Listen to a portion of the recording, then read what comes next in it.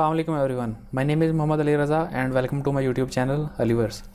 उर्दू का जो हमने अभी तक सिलेबस किया है उसमें उर्दू की ग्रामर है, उसको कंप्लीट किया हमने। उसके बाद नसर और नज़म का हिस्सा है, उसमें जितने भी पॉइंट्स हैं वो सभी कंप्लीट किए हैं हमने। और अब जो तीसरी एक चीज़ जो पीएमएस का कंपलसरी है, और उसके अलावा मुझे लगता है जो पीपीएससी के वन पेपर के लिहाज से भी इम्पोर्टेंट हो सकता है, पेपर में आ सकता है, वो हम इल्म बयान और इल्म बदी का थर्ड टॉपिक जो है वो डिस्कस करेंगे। तो इसमें जो भी इम्पोर्टेंट चीज़ें हैं वो मैं कोशिश करूँगा एक ही वीडियो में मुख्तसर सी बना के वो आपके सामने रखूँ। तो स्टार्ट करते हैं हम लोग। इल्म बयान एक ही बात को नो ब नो वैसे ही जो है हरफन ब हरफन बयान करना इल्म बयान कहलाता है, यानी इल्म को बयान करना बिल्कुल वैसे ही इल्म बयान है। इल्म बयान की मुख्तलिफ़ इक़साम हैं, उनको हम देख लेते हैं। तशबीह, इस्तिआरा, मजाज़ मुरसल और कनाया, ये चार इसकी इक़साम हैं। अब सबसे पहले तशबीह है। तशबीह का लफ्ज़ है मुशाबियत। मुशाबियत से ये लफ्ज़ लिया गया है, यानी एक चीज़ में दूसरी चीज़ की शबाहत तलाश करना, इसे कहते हैं तशबीह। तशबीह की जो है इसकी भी मुख्तलिफ़ इक़साम हैं चार। इसमें सबसे पहले है मुशब्बा, यानी जिस चीज़ को तशबीह दी जा रही होती है उसको हम कहते हैं मुशब्बा। मुशब्बा बे, जिससे तशबीह दी जा रही होती है उसे कहते हैं मुशब्बा बे। यानी नाज की एक उसके लब की क्या कहिए, पंखड़ी एक गुलाब की सी है, तो लबों को जो है वो गुलाब से तशबीह दी जा रही है। इसमें मुशब्बा क्या होगा, लब। मुशब्बा बे, जिसे तशबीह दी जा रही है वो होगा गुलाब। वजह शुबा, यानी उन दोनों की जो मुश्तरका सिफ़त है, किस वजह से उसको तशबीह दी जा रही है, यानी वजह क्या है उसकी, तो वो दोनों ही नाजुक होते हैं, चाहे लब हो या हरफ तशबीह। यानी तशबीह के लिए लफ्ज़ कौन सा इस्तेमाल हुआ है वो है गुलाब। गर्ज़ तशबीह, गर्ज़ तशबीह यानी तशबीह देने का मकसद ये है कि इसमें हम लबों की बहुत ज़्यादा तारीफ़ कर रहे हैं और उसकी तारीफ़ करना जो हमारा मकसद है इसे कहेंगे गर्ज़ तशबीह। इस्तिआरा का लफ्ज़ मुस्तिआर से निकला है, इसका मतलब है उधार लेना। यहाँ किसी चीज़ की जो सिफ़त है, खूबियाँ या जाहो जलाल या हुस्न व मर्तबा, उसे उधार लेने के लिए जो हम लफ्ज़ इस्तेमाल करते हैं उसे इस्तिआरा कहते हैं। या हू बहू किसी चीज़ को उसके जैसा करार देना वो है इस्तिआरा। अब इसकी मिसाल है कि इस तशबीह का दूसरा आसरा क्या, वो ख़ुद एक चाँद है फिर चाँद सा क्या, यानी कि इसमें हू बहू उसको चाँद कह दिया गया है। उसके अलावा किस शेर की आमद है कि रन काँप रहा है, तो हज़रत अली रज़ी अल्लाह ताला अन्हु के लिए जो है वो शेर का लफ्ज़ यहाँ पे इस्तेमाल किया गया है। अब अरकान कौन से होते हैं इस्तिआरा के, उसमें है मुस्तार ला, यानी जिसके लिए मुस्तार लिया गया है। मुस्तार मुँह, यानी जिससे मुस्तार लिया जाए। और वैसे ही वजह जामे, यानी दोनों के दरमियान जो मुश्तरका सिफ़त है जिस वजह से लिया गया है, वजह जामे। मुस्तार ला, यानी हज़रत अली के लिए लफ्ज़ लिया गया वो मुस्तार ला है। मुस्तार मुँह, जो लफ्ज़ लिया गया है वो है शेर। और वजह जामे, यानी दोनों में बहादुरी एक सिफ़त है, इस वजह से वो इस्तेमाल किया गया।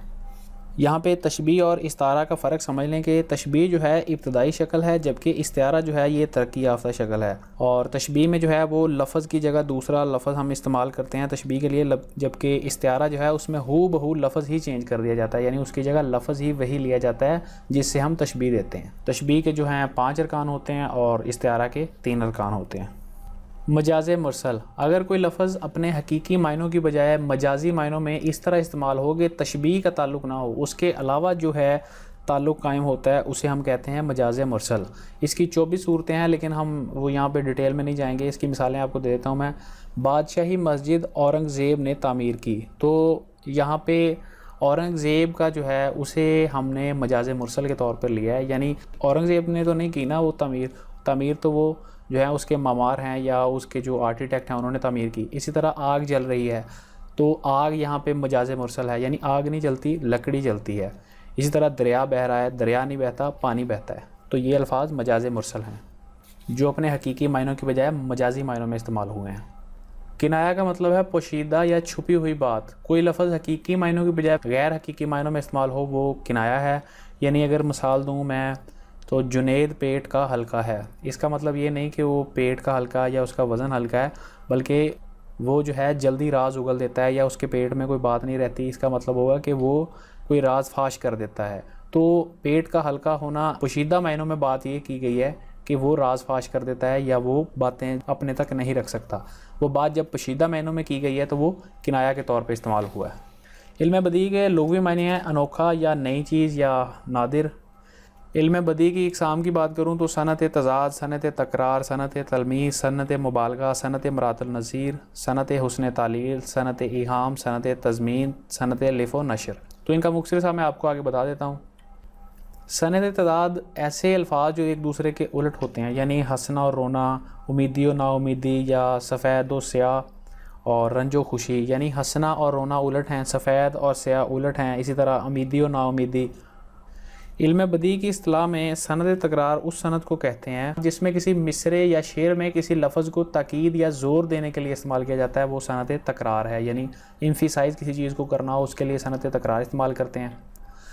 सनद तलमी जो है वो किसी मशहूर तारीख़ी वाक़या, रवायत, किस्से, शख्स या जगह या कुरानी आयत या हदीस की तरफ इशारा करने के लिए इस्तेमाल होता है। इब्ने मरियम हुआ करे कोई, मेरे दुख की दुआ करे कोई, तो इसमें इब्ने मरियम का जो लफ्ज़ है वो एक मशहूर जो है किस्से की तरफ इशारा करता है। सनत मुबालगा ऐसी सनत है जिसमें मुबालगा राई यानी कि बहुत ज़्यादा हद तक किसी बात को ऊपर ले जाके बात करना, या बहुत ज़्यादा झूठ या मुबालगा राई का इस्तेमाल करना। यानी गर्मी से मुस्तरिब था ज़माना ज़मीं पर, भुन जाता था जो गिरता था दाना ज़मीं पर। तो गर्मी से भुन जाना ये एक मुबालगा राई है। ज़मीन पे इतनी गर्मी कभी नहीं होती कि कोई शख्स जो है उससे भुन जाए, लेकिन एक मुबालगा राई का इस्तेमाल हुआ इसमें। सनत मरातुन नज़ीर ऐसी सनत जिसमें अल्फाज का इस्तेमाल जो है वो एक ही रायत के हिसाब से होता है, उसे कहते हैं सनत मरातुन नज़ीर। सनत हुस्न तालील जो है, इससे मुराद किसी बात की ऐसी इल्लत, सबब या वजह बयान करना जो असल में इसकी जो है इल्लत ना हो। इसमें एक शेर है, बेसबब ज़लज़ला आलम में नहीं आता है, कोई बेताब तहे खाक तड़पता होगा। तो इसमें जो गहरे अल्फाज का इस्तेमाल है वो शायर के गहरे शऊर की निशानी होती है, उसके लिए इस्तेमाल होता है। तो ये हुस्न तज़ील जो है ये शायर के सबसे जो है दिलकश सनत होती है। सनत इहाम, इहाम का लफ्ज़ जो है इसका मतलब है वहम में डालना या छुपाना। तो इसमें एक लफ्ज़ के दो मायने होते हैं, जिसमें शायर की मुराद जो है मुतकल्लम बईद से होती है।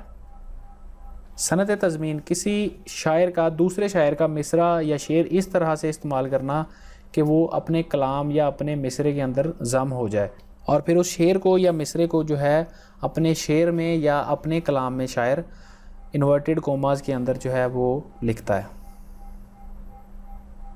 सनत लिफ़ो नशर, लिफ़ के मानी है लिपटना, और नशर यानी टीवी पे नशर होना या फैलना। तो ये इल्म बदी और इल्म बयान की मुख्तलिफ़ इक़साम थी जो इम्पॉर्टेंट थी। उर्दू का जो है मेनली हमारा सिलेबस जो है इन्हीं पॉइंट्स के अंदर कवर हो जाता है। इसके बाद मुहावरे, तसानीफ़ और ज़रबुल मिसल, ये तीन चीज़ें रहती हैं, और उर्दू का जो है हमारा सिलेबस उसमें कंप्लीट हो जाएगा। तो आपसे मुलाकात होगी इंशाल्लाह नेक्स्ट वीडियो में। तब तक अपना बहुत सारा ख्याल रखिएगा। अल्लाह हाफ़िज़।